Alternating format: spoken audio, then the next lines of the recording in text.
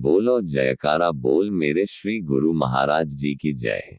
12 अप्रैल 2026। पुस्तक परम पीयूष, भाग 2। प्रकाशक श्री अद्वैत स्वरूप आश्रम, तुपुदाना, हटिया, रांची, झारखंड। कंपाइल्ड बाय स्कदेवान। आज का पाठ। प्रवचन सम 016, स्थान परमपुरी आश्रम, दी 03 फरवरी 1983, ई 0 भाग 1। गुरुमुखो। प्रेमियों, यहाँ तुम गुरु महाराज की आध्यात्मिक विद्या के विद्यालय में बैठे हुए हो। बाहरी स्कूलों की पढ़ाई से यहाँ की पढ़ाई कुछ भिन्न प्रकार की है। वहाँ सिर्फ पढ़ाया जाता है, कराया नहीं जाता। यहाँ करने पर जोर दिया जाता है, पढ़ाया कम जाता है। हमारा कहना यही है कि जो कुछ तुम सत्संग में सुनते हो, ग्रंथों में पढ़ते हो, उस पर अमल करने की कोशिश करो।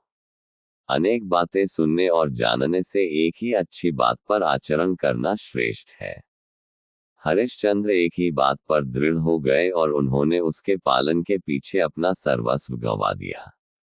एक सत्य के पालन हेतु उन्होंने राज्य, स्त्री, बेटा, मान, यश सब कुछ त्याग दिया।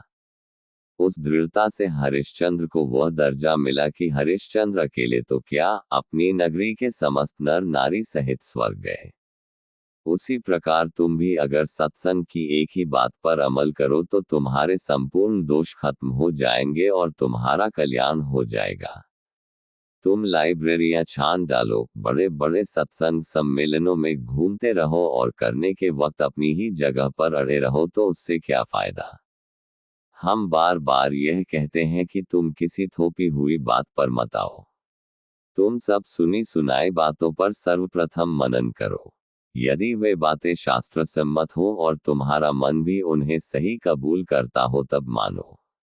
जिस बात को शास्त्र कहता हो, महापुरुष कहते हो और तुम्हारा मन भी सच कहता हो, यदि तब भी उसे न मानो तब तो तुम अपने आप से ही विश्वासघात करते हो। फिर जब अपना उद्धार तुम स्वयं नहीं करना चाहते तो कोई शास्त्र, कोई महापुरुष, कोई सत्संग क्या, ब्रह्मा तक भी तुम्हारा उद्धार नहीं कर सकते। पेट तो अपने खाने से भरता है, बाहर से तो सिर्फ प्रेरणा मिल सकती है। तुम जितनी भी बातें सुनते हो, अलग अलग ग्रंथों में या अलग अलग मत मतांतरों में, सर्वत्र एक ही सत्य की प्रेरणा दी जाती है। तुम्हारे जीवन का असली उद्देश्य ईश्वर की प्राप्ति करना है। सभी सुख चाहते हैं, शांति चाहते हैं और उसी की प्राप्ति में लगे रहते हैं। अब खोज का ढंग और स्थान गलत होने की वजह से वह सुख शांति प्राप्त नहीं हो रही है। तारांकन, वस्तु कहीं ढूंढे कहीं के ही विधि आवे हाथ।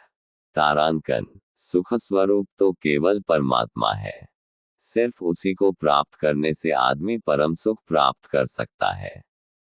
संसार के पीछे दौड़ने से वह नहीं मिलेगा। अब परमात्मा को प्राप्त कैसे किया जाए?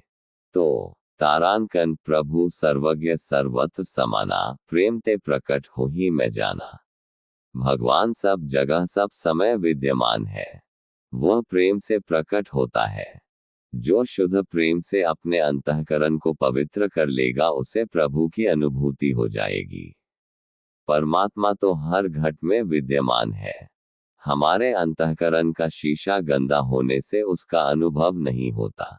साधन, भजन और पुरुषार्थ तो अपने अंतःकरण को शुद्ध करने के लिए करना है। भगवान के दो स्वरूप हैं, निर्गुण और सगुण।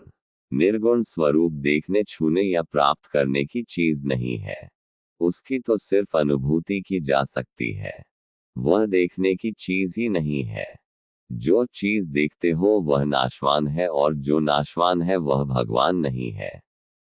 जिस चीज को देख नहीं सकते, छू नहीं सकते, पकड़ नहीं सकते, उसे कैसे भजा जा सकता है? जो लोग गप्पे मारते हैं कि हम निर्गुण को भजते हैं, वे मूर्ख हैं। वे निर्गुण को समझते ही नहीं। भजने, मानने और पाने के लिए तो सगुण रूप है। सगुण स्वरूप हमारी भक्ति और उपासना के लिए है। जब सगुण की भक्ति उपासना से मन सूक्ष्म हो जाएगा, अंतःकरण निर्मल हो जाएगा, तब वह निर्गुण ईश्वर खुद ब खुद समझ में आ जाएगा। और उसको समझ जाने के बाद तो जीव तद्रूप हो जाएगा। बोलो जयकारा बोल मेरे श्री गुरु महाराज जी की जय। परम पीयूष भाग 2। अगले पाठ में प्रवचन 16 का भाग 2। Compiled by स्कडेवान।